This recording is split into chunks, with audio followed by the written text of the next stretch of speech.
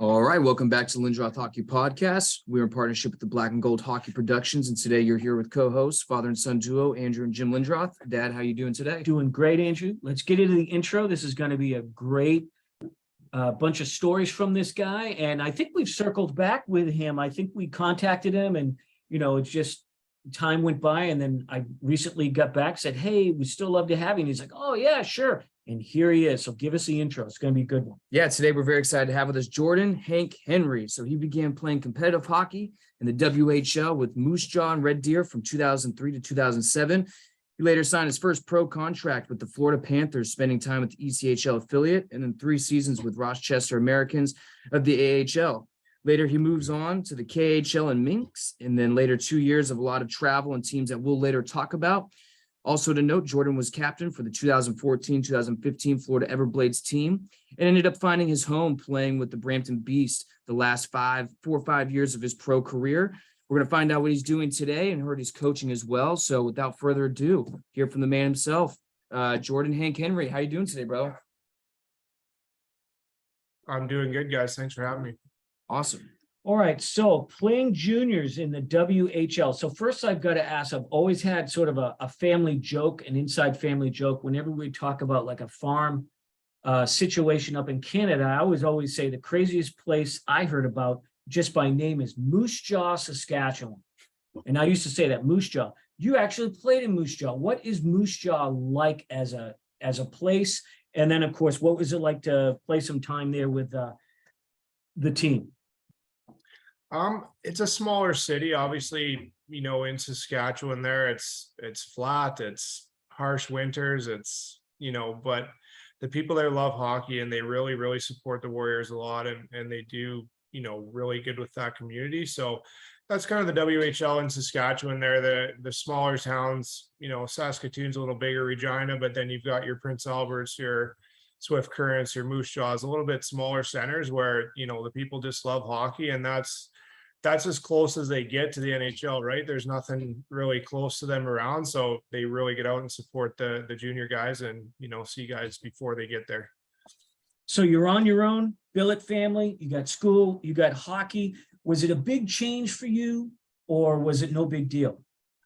Yeah, it's always a big change when you're young. I mean, first time leaving home and everything like that. And, new province, new school, like you said, everything like that. But I think the great thing about hockey is as soon as you walk in the locker room, you just have those instant friends, right? And everyone's kind of bonds over the same thing. And, all the guys that are older than me that were there had been through this exact situation. So you get guys that take you under their wing and help you along. And, you really kind of gravitate towards your time at the rink as, I guess your place that it's always, you go to the rink, it's always the same. It's hockey no matter what. So, you kind of use that to get comfortable. And then, as time goes on, the other stuff kind of falls into place. Yeah. So kind of just bringing us through your mindset when you were at that age, then, you decided to go the WHL, the junior route. What made you go through that route? How'd you get hooked up with it anyways, instead of, doing the collegiate route or any other junior league?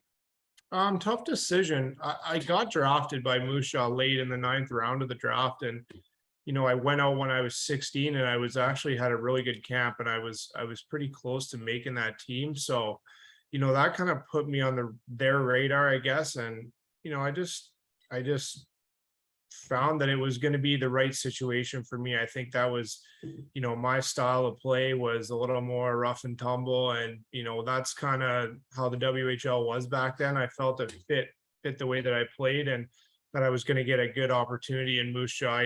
The collegiate route could have been an option, but I kind of, I guess, let my eligibility go before I really explored that option too much, being that I was so young. So, it's a path that's not necessarily for everybody, but I was fortunate enough to go back when I was 17 and made the team and got in there and got in a great situation with the coaching staff and everyone that was there my first couple of years. And, it really helped me develop as a player. So you end up in 2017, I believe, you signed a 3-year entry-level contract deal. 2007, not 17. 2007, you signed a 3-year entry-level deal with Florida Panthers. Undrafted, correct? So how did that come about, and what was that feeling like? I mean, now you got a chance at making the big bucks and making it pro. Yeah, it was awesome. My whole life, even through the WHL draft, like I said, in the 9th round, I was never really a blue chip prospect or, a guy that was highly touted. But, my last couple of years after the trade to Red Deer really, really helped me. Brent Sutter gave me an awesome opportunity to play a ton there and develop. And, he really taught me about the pro lifestyle and being a pro off the ice and, everything you need to do to get to that level. And, through him and his confidence in me, my game really accelerated. And then, his brother, Daryl, was with Calgary at the time. They gave me a shot at free agent camp after my 19-year-old year. So I went in there and kind of got my feet wet and saw that, there was maybe a chance that I could compete with guys, at that level turning pro. And then after my 20-year-old year, Dwayne Sutter, one of the other brothers, was one of the scouts in Florida that really kind of got me in there to their development camp in the summer. And then, ultimately kind of helped push for me to get a contract. I think after I had, a good summer camp and then a good rookie and main camp there with the Panthers. So you start with the ECHL affiliate, but then you move right to the Rochester Americans, I believe, your first year. What do you remember about your first year? Because again, you're going from juniors, now you're a pro, big difference. I mean, now you're playing with men, grown men, supporting families. Must have been a big change, or was it a big transition? Yeah, because you said Red Deer helped you transition, right? Yeah, it did. Yeah. I mean, well, you get outside billets, right? And then you got to kind of look after yourself. And that's another different step for sure. Being in Moose Jaw and even in Red Deer, my family was still fairly close to me. And then now you're in Rochester and then you're in Florida and they're, across the country away from you. So, that to really lean on. And then, but you get the older guys, like I said, again, and you get the fast friends as soon as you get into the dressing room and, guys that took me under their wing, older guys, and kind of showed me the ropes. That was really, really helpful. And then, just the fact that I wasn't a guy that had, been highly touted, a high prospect. Like I said, I was really just happy to be there and tremendously excited and ready to work for whatever I was going to get. So that kind of helped my mindset too, because I just was focused on, learning as much as I could from the coaching staff, from the other players, and, just trying to mold my game as much as I could so I could get to the next level. So within that first year, what did you immediately notice the staunch differences other than, I know some talent gap, but really the ECHL has a lot of talent as well. What's the difference between the AHL and ECHL? I mean, really staunch differences. I mean, at that point, it was very, very different. I mean, in 2007, 2008, 2009, the East Coast League was still, a lot of tough guys. It was very, very hard league to play in as far as physicality and fights and everything like that. So the travel was a lot too, coming from Florida. At that time, we were the only team down there. So it was, 10 hours or so up to South Carolina is your closest game. So it's a lot of time on the bus. But, I think just between that and the American League was, the talent gap was a lot bigger then than it is now. I think, the East Coast League's got, I guess, ECHL it's called now, but the last 5 years I was in Brampton, it really took off. There's a lot more young guys there now. I mean, you see the game, it's very fast. There's a lot of talent. There's a ton of guys down there that could easily play in the American League now. So, I see the NHL seeing it as a place where they can, I guess, safely put some of their, I guess, second tier prospects, you would probably call them, guys that are really young, that are raw, that need to develop, and they can trust now that, they're going to develop down there because the league has gotten so much better. Yeah, and the WHL, I imagine during that time too, was a very tough league. But was there ever any moment, maybe your first year pro, was there like a fight that broke out, a big hit while you're on the ice, something that you saw where it was kind of like oh wow, yeah, this is the jungle, this is what they were talking about? Yeah, my first game actually in Florida, we played an exhibition game against the Mississippi Seawolves. I think they were in the Central League at the time, and they had a ton of tough guys on that team for whatever reason. So We had an incident with a guy that actually was a rookie the same time as me. His name was Frank McDonald. He's a Nova Scotia kid, and he was a pretty tough kid in his own right. But for whatever reason, something happened. There was an incident with him, and he got a penalty and ended up, in the box. And as the penalty's expiring, I see, one of their guys changes, and they send one of the tough guys on the ice, and he skates directly across the ice and just stands in front of the penalty box, with 4 or 5 seconds left in the penalty, just waiting for our guy to come out, right? Because this is like he's gonna jump him right away as soon as he gets out. So the penalty expires, and the guy running the door sees this other guy there, so he doesn't know whether to open the door or keep the door closed. And he kind of opens it a crack, and the guy just bursts through the door, and they pile up in the penalty box. And the linesmen come in, and all you can see from across the bench is just arms and skates and everything flying up above the box. And I was like, well, this is a real deal now. I guess we're fighting for our lives out here. Wow. Wow. So I'll take the next one. So I do want to jump here because I know, because I've heard you on Braden Lowe's podcast. We had Braden on last year. Minor League Madness, by the way. Shout out. Madness is a great show. And I don't want to make you repeat the stories, but there's just so many funny things that you had with your experience with the Minx team in the KHL. So first of all, how did that come about when you said, hey, and I'm going to assume, talking to other players we've had on, it was more of a, hey, might be a better opportunity with the KHL, more money, but you go to the KHL, and boy, that's like literally going to a different world. Yeah, it is. Yeah, I'd never been to Europe before that either, so it was my first time across the pond, and definitely a huge culture shock. I guess the way it came about was I had a really solid year, my third year with Rochester, and did some good things offensively. We had a good team that year. We kind of flamed out in the playoffs, but we had a really solid team, a lot of veteran guys, and I had a good year that year. And I was looking, to stay with Florida, and they gave me a qualifying offer, and it just wasn't really, as good of an offer kind of as my camp thought that we should have, and they just didn't really want to budge on it. So we mulled that around for, I guess, 2 or 3 months, kind of going into the off season there. And, I was in constant contact with my agent, and, talking about what our options would be. And, being a restricted free agent, I didn't really have much bargaining power with the Panthers. So the Russia thing kind of came up last second. He just called me, close to the end of July, and was like, look, Dynamo Minsk reached out. They want you to come over. This is the offer. And, obviously it was a significant amount more than I would have been making in the American League. And, I had to take a few days to think about it. They didn't give me too much time. I think they gave me about a week to kind of decide whether I had to pull the trigger or not on it. So that part of it was tough, because I still obviously had aspirations of playing in the NHL. And I still thought, with my last year in the American League, that I was inching closer to being able to maybe break in, with a good camp the next year, and another good season in the American League. But, all the credit to my agent, Rick Vallette of Octagon at the time. He said, what, if you go over there and you have a good year, you can come back, and you're not forgotten about over there. It's still, arguably the second best league in the world. So, you're going to develop, you're going to be playing good hockey, and, the money is life-changing money, right? Compared to what you're making in the minors. So,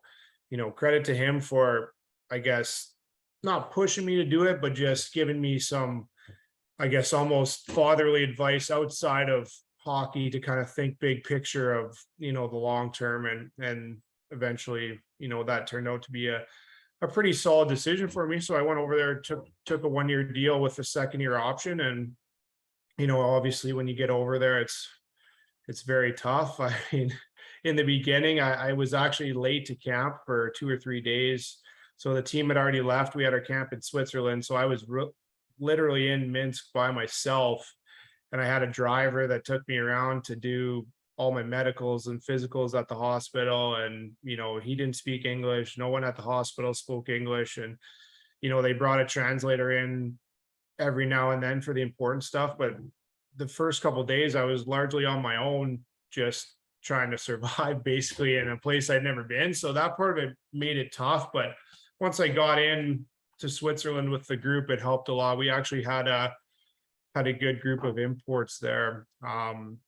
Being that Belarus is outside of Russia itself, they don't apply to the import rule like the Russian teams do. So we were allowed to have more imports. We had a couple guys from Sweden, a couple from Finland, 2 other Canadians, a couple Americans. So it really made it easier, had guys to talk to and everything like that. So that part of it was easy. And then, I was really fortunate to have a couple American guys that had been over there before that had a little bit of experience and some of the Russian language under their belt too, that helped me a lot. And I got close with a guy. His name's Dave Nemirovsky. He was born in Toronto, I believe, but his parents are Russian. So he was actually the coach of Atlanta over there. Would have been 2 years ago or so. Okay. And then I think Torpedo as well. So I actually saw him at the rink the other day. It's funny, his son is actually in the same organization that I coach now. So I just ran across him out of nowhere. But he was full on, could speak Russian. It was his second language, like nothing. So he really, really helped me a lot just with the day-to-day stuff, and just, took me around, showed me what I needed. And so without guys like him, it would have been much tougher, but I was really in a fortunate situation. So I heard this when you were on the other podcast that I mentioned. And also we talked off air about David Linger. Linger you played with, and we shared kind of the early days of what's now the KHL and some of the crazy shit that goes on over there in Russia. What were some things there that were just kind of crazy that you couldn't believe? Because I'm sure they're trying to take advantage. Yeah, Any which day-to-day way stuff too.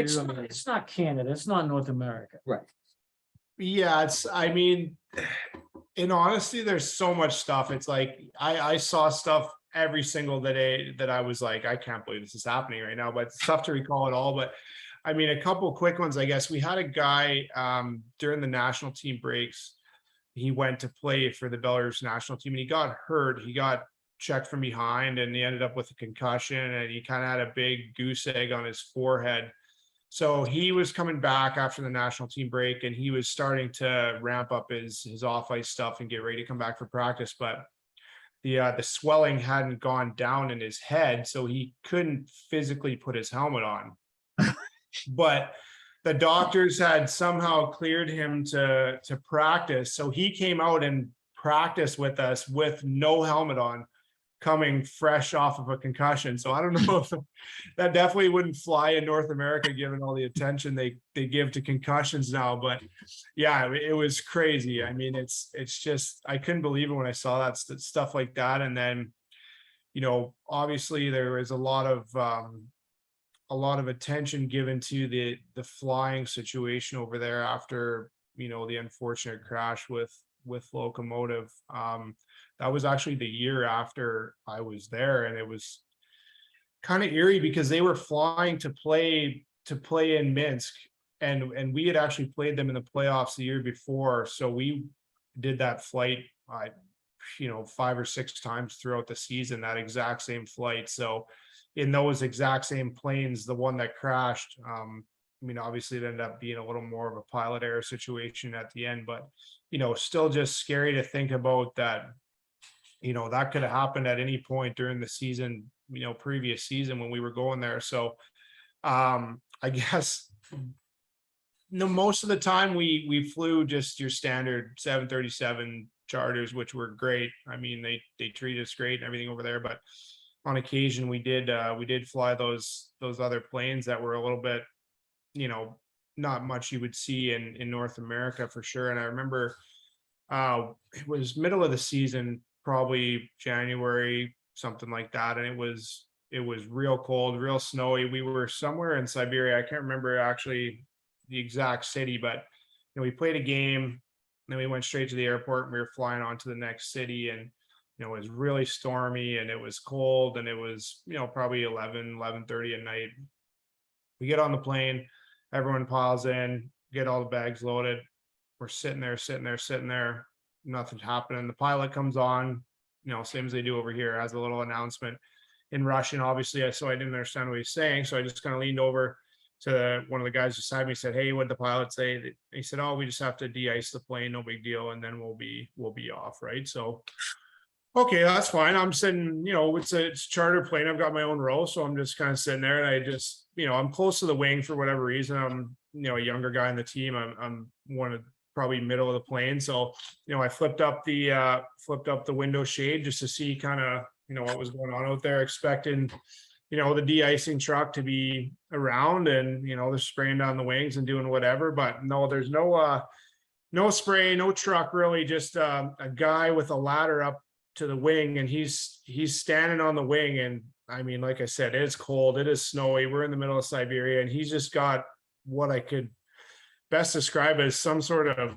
I guess, ice chipping thing that he's just hammering away on the wing, chipping the ice off physically. I'm getting off. And I'm like, okay, this is not how we do it back. So I just kind of shut the window shade and was like, not a religious guy, but maybe said a little prayer and was like, all right, this is, let's hope we make it through this one, I guess. But yeah.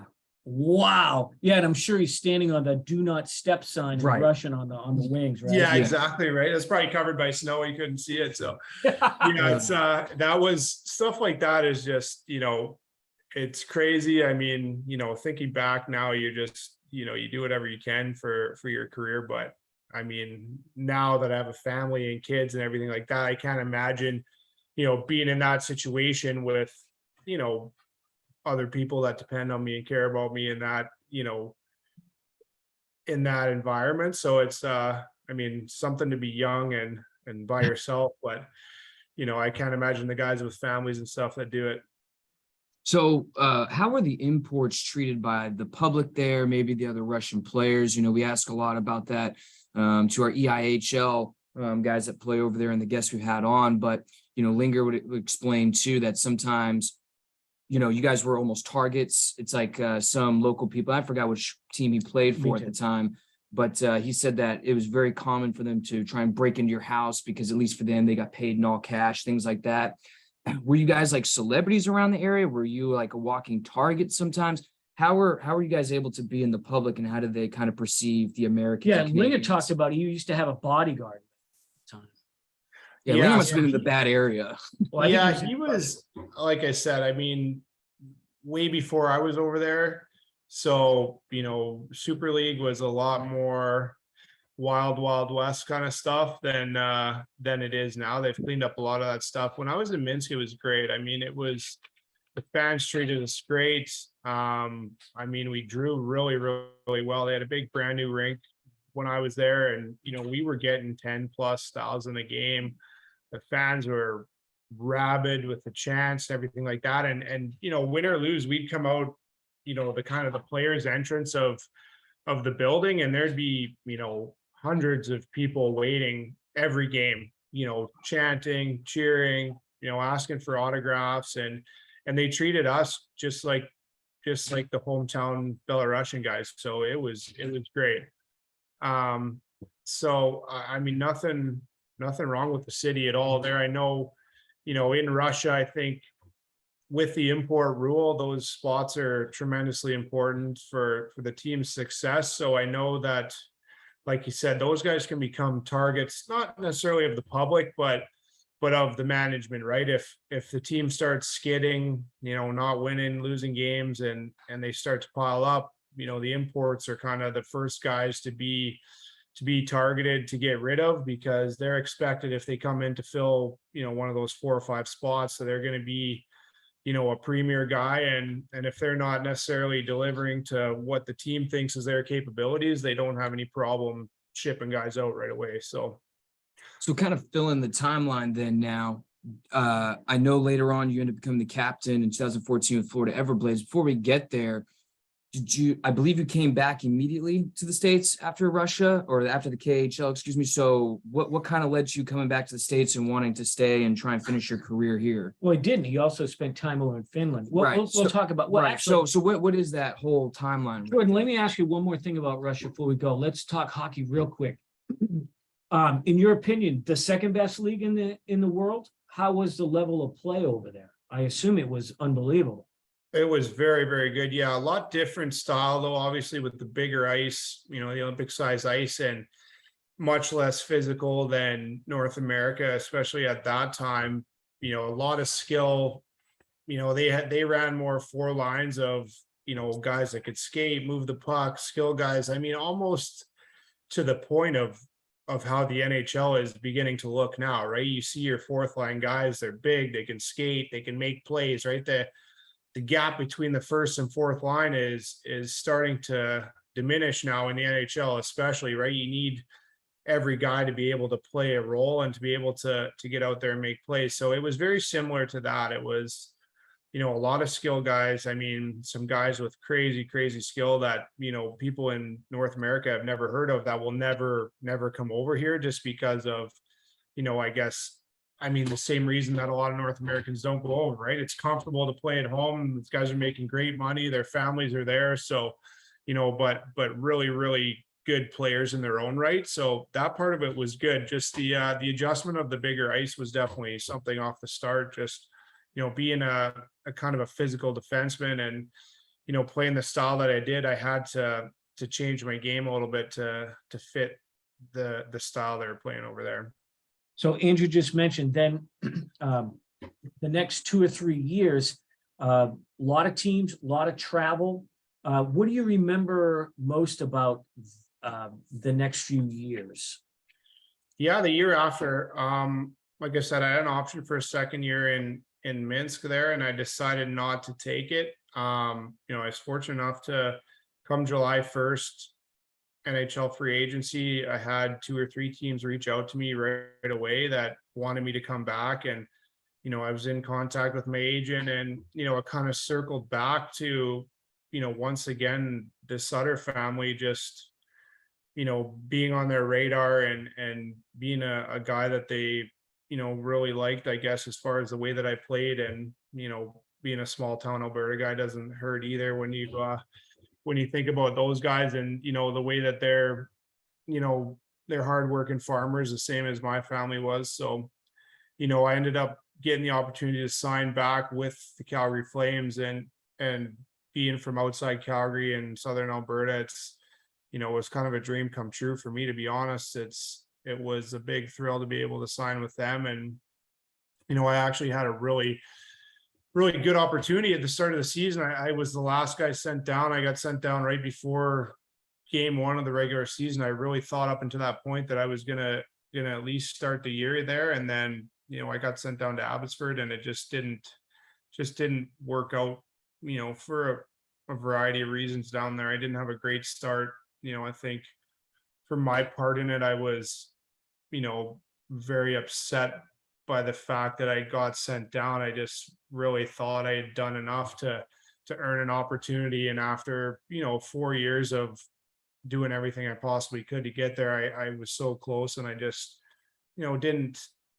didn't handle it the best way, I guess. And, that got me off to a bit of a slow start in Abbotsford. And then, I didn't have a great relationship with the coaching staff down there. The organization was going through a bit of a transition, from Calgary to Abbotsford. And, there was a little bit of communication, I guess, breakdowns between the big club and the American League club. And it just didn't work out. So I ended up getting moved at the deadline over to Chicago. And, it's tough when you're a contracted player of another team. They were Vancouver's farm team at the time. So, that late in the season when I went over, they were kind of committed to really developing their Canucks prospects, and rightfully Right. so, right? So, they had their guys that they wanted to play that were, their NHL contracted guys. So, down the stretch there, I didn't get a ton of opportunity. So,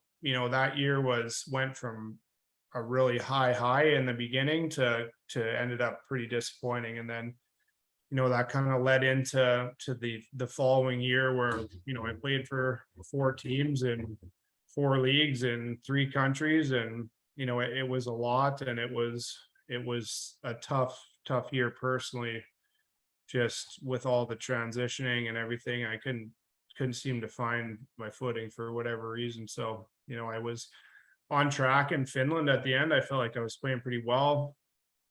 And then I got suspended close to the end of the season, ended up missing the last 3 games and the first 2 games of the playoffs, and we end up losing in the first round. So I think that kind of soured the organization on, myself on that front. And, it just ended up being a tough season overall for me. So, after that, I kind of just wanted to, reset, get some stability. And that's kind of what drew me back to Florida. I'd been there before, and I still, I knew the management there and the ownership, and I just wanted a spot where I could start and really kind of hone my game, I guess, and get back to playing the way that, I thought I could.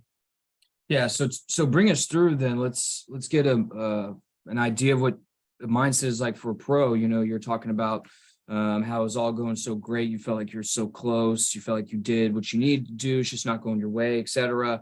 And of course, you end up having, at least, in our eyes, it looks like you had a nice finishing touch to your career, and we'll hit Florida and then Brampton afterwards. But as a pro athlete, what is your mentality, and how did you basically, what was your mindset to stick with it? I know it had to have been tough, and to stick with it and to keep grinding, whether or not you think that you were going to make it still, if you were just playing to play. What was kind of your mindset as a pro, and what advice would you give to young kids today that are being sent down or up and they don't know if they're ever going to make it? What's kind of your mindset for that point? Yeah, I've loved hockey since I was a kid, right? And as much as it can be challenging at times, I've never had a bad day at the rink, to be honest. I love going to the rink still, and I just, I'm always happy when I'm there, and it just has kind of been my spot for my whole life. So, there wasn't really an option for myself. I didn't think about retiring at that point by any means. I just, like I said, I needed a spot where I was familiar and I could have some stability, and I could really just focus and work on my game, right? I still believe that I was a solid player, and that I could deliver, and I did. I had a couple pretty solid seasons in Florida there, and I ended up getting, half a year with Syracuse at the time. It was another interesting couple years. I guess I had met my wife at the end of the season when I was in Chicago there, and we were together, we were dating, and then her mom got sick and ended up in the hospital. So I was kind of in between on Florida there, and a lot of things went into it, I guess. We were supposed to get married in August of 2014, and her mom was very, very sick and wasn't essentially going to make it to the wedding, so we pushed it up to December of 2013. So it was, kind of fitting it in the Christmas break there, I guess, in the hockey season. And unfortunately, she ended up in the hospital in November, and she ended up passing away in late November. So I left the team in Florida to come back to Toronto here, and spend some time with the family, and obviously the funeral and everything like that, and then continued on to the wedding. And just took some time to kind of sort through our personal situation. And then I got back with the team in early January, and kind of picked up where I left off, and that's what led to the deal in Syracuse. But I just, when I say I was craving stability, I didn't, necessarily get it that first year in Florida, which was too bad. But for everything that happened, both organizations treated me tremendously well, through that time, and they supported whatever I was doing decision wise, and they were really good with everything that was outside of hockey. So that helped me, and helped me get centered, and stuff like that can kind of, I guess, put hockey on the back burner, and make you focus on things that are a little more important. So at the end of that season, I felt like I owed it to Florida to go back there and, really kind of support them like they had supported me, I guess, the year before. So I ended up going back there for the second year, and then I got hurt early in the season. The year I was a captain, I did my knee pretty bad, so I ended up missing about half the year. But I came back and had a good run at the end there too. So it was tough couple, 3 years there, I guess, Oh. hockey wise, but Ah, that's just part of growing and growing up. And I think, those challenges definitely made me better in the long run, I would say. so hockey question. So when you're the team captain, what does a good captain have to possess to help out the team? Or responsibilities may have too.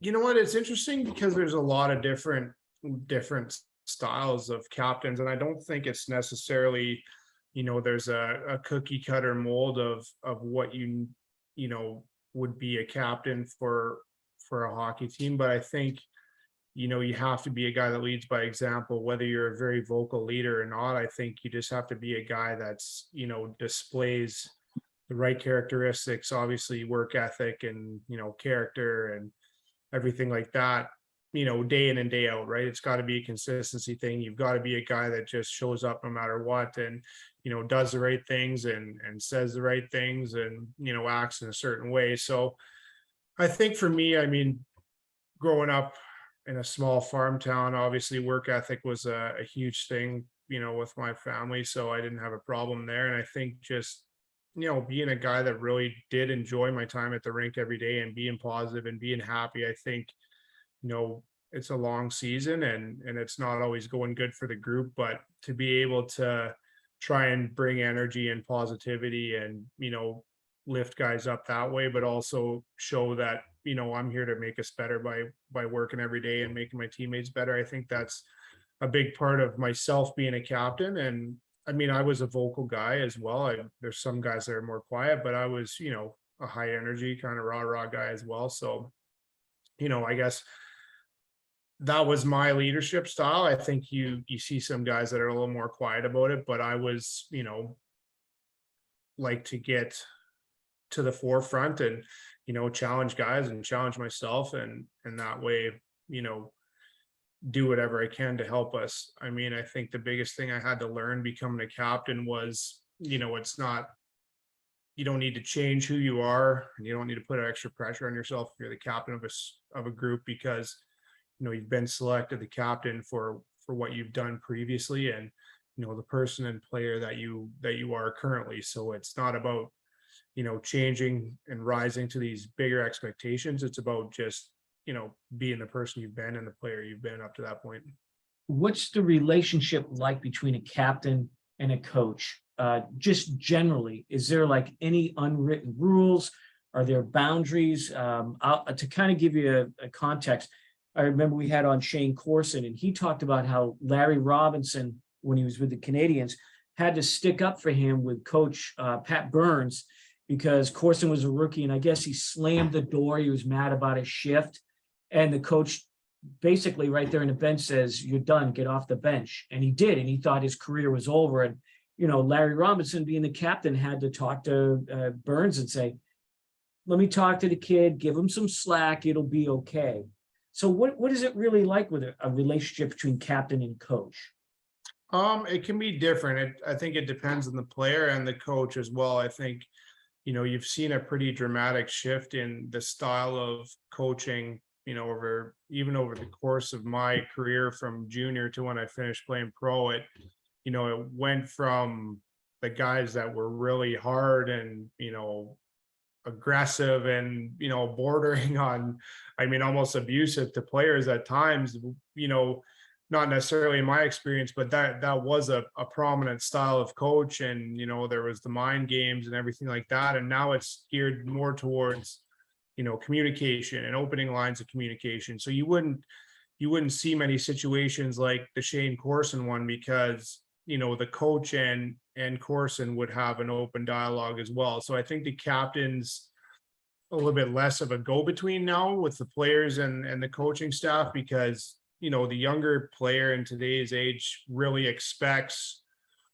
open communication from the coaches, and the new style coaches, you're getting, younger guys, your Jay Woodcrofts and your Jeremy Coltons and guys like that are, younger style guys that are communicating with all the players and everything's out in the open. And it's more of, you give a guy an opportunity, you give him the information and, he's going to succeed or he's not going to succeed, right? They're not, trying to scare guys into playing better, or, force them into doing this, force them into doing that. It's more of an information-based system now. So, that part of it's kind of taking a little pressure off the captains as far as, going to bat for the guys and stuff like that. But, we would have communication regularly, especially at that point in my career. I was, an older guy. I'd been doing it for quite a while. So, the coach leans on you to have the pulse of the group, right? Because they're not in the dressing room all the time. So,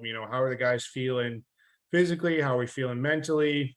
What are we thinking about, days off, stuff like that. So it's just little things like that where you, kind of, I guess, take the pulse of the group and then, kind of relay that day to day to the coaches.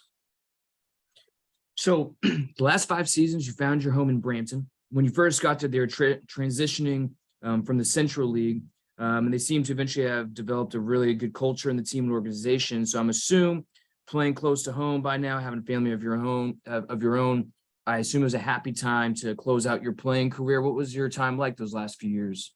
Yeah, it was great. That was the choice. I mean, I obviously love my time in Florida, and you can't beat the weather down there wearing flip-flops to the rink every day and playing golf and stuff like that. But, like I touched on earlier with my family situation with myself and my wife actually owns a company here in Toronto area, so she couldn't travel with me. So, you get married and it's time to, start spending time and putting down roots and, hopefully getting a family of our own going. So it was time to come back closer to home, and Brampton gave me a really good opportunity to do that once they kind of transitioned out of the Central League into the ECHL. So, it was a great transition for me and a good time to be able to, finish off my career close to home.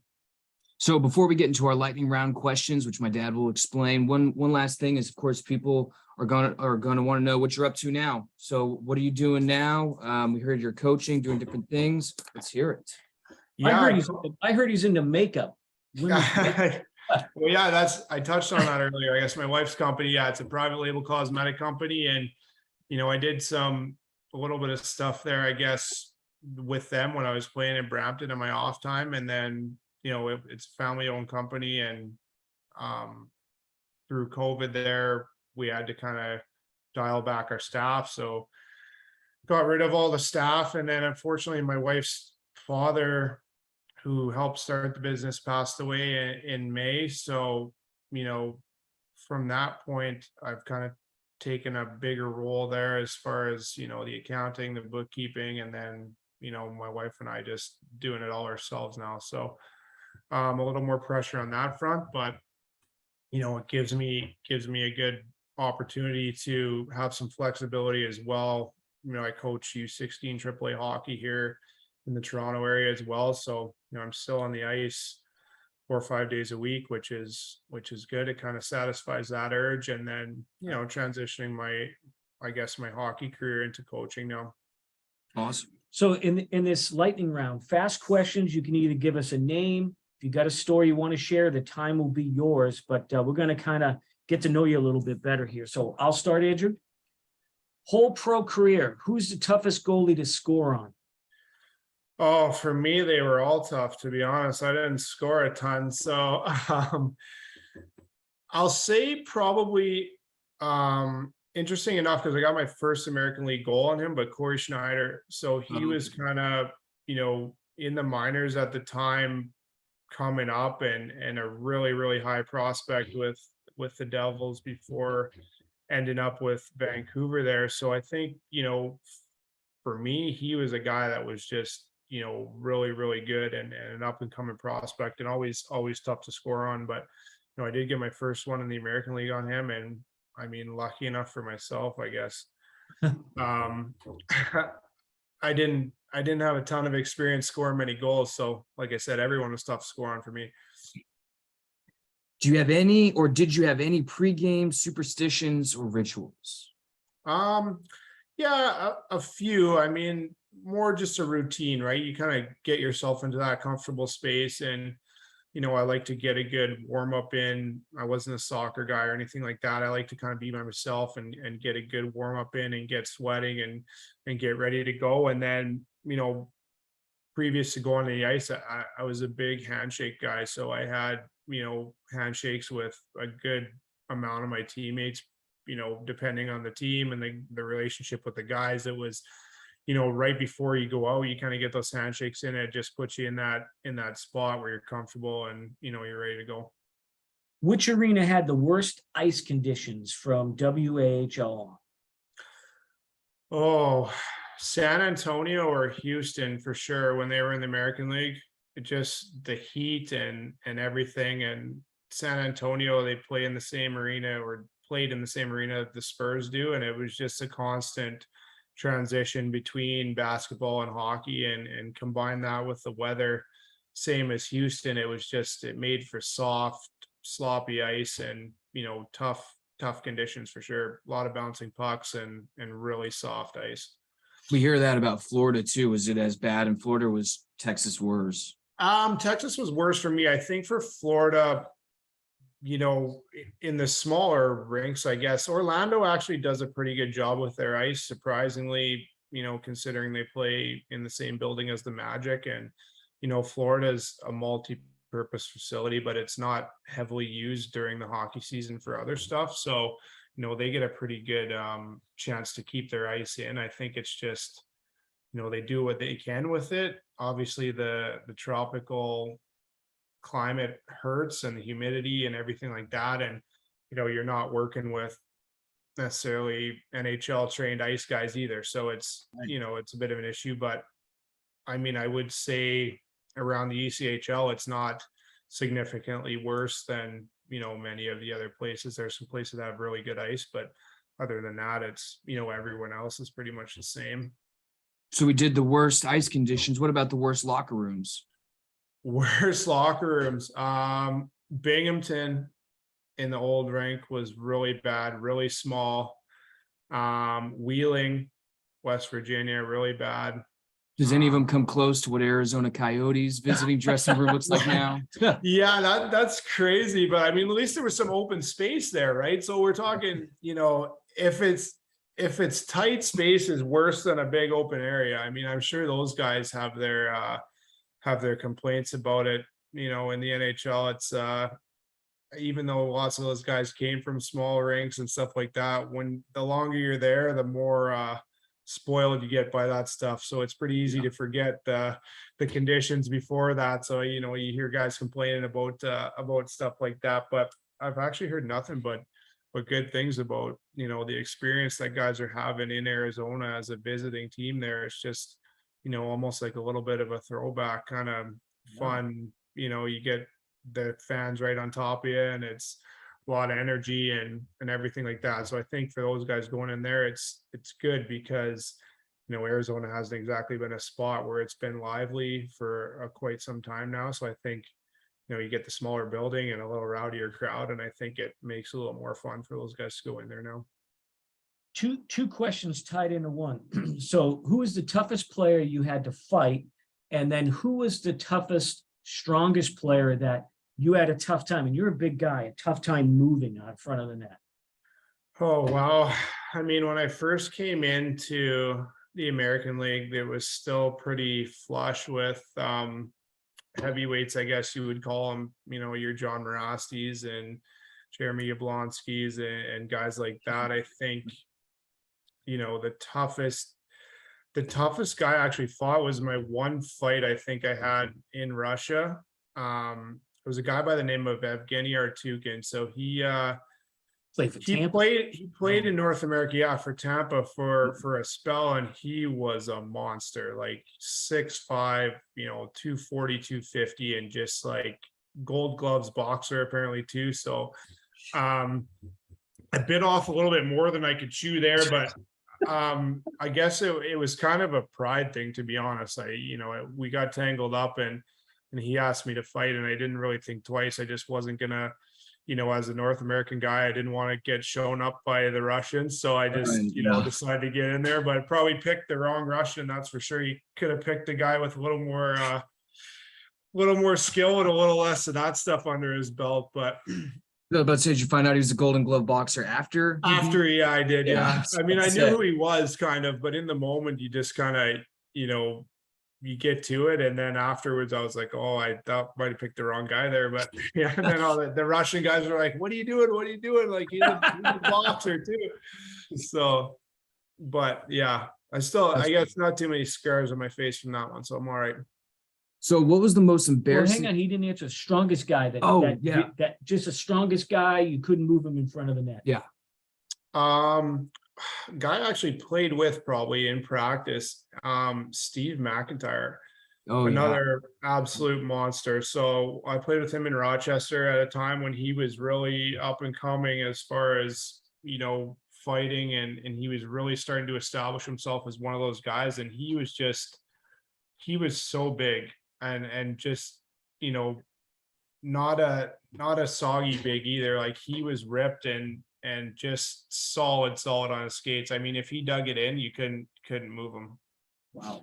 So most embarrassing thing to happen to you during a game or warm up? Oh, geez, there's Trip a over the blue line. Yeah, I actually, in Florida, I went the year I was the captain. I think I had to accept an award for somebody, one of the players that was called up at the time.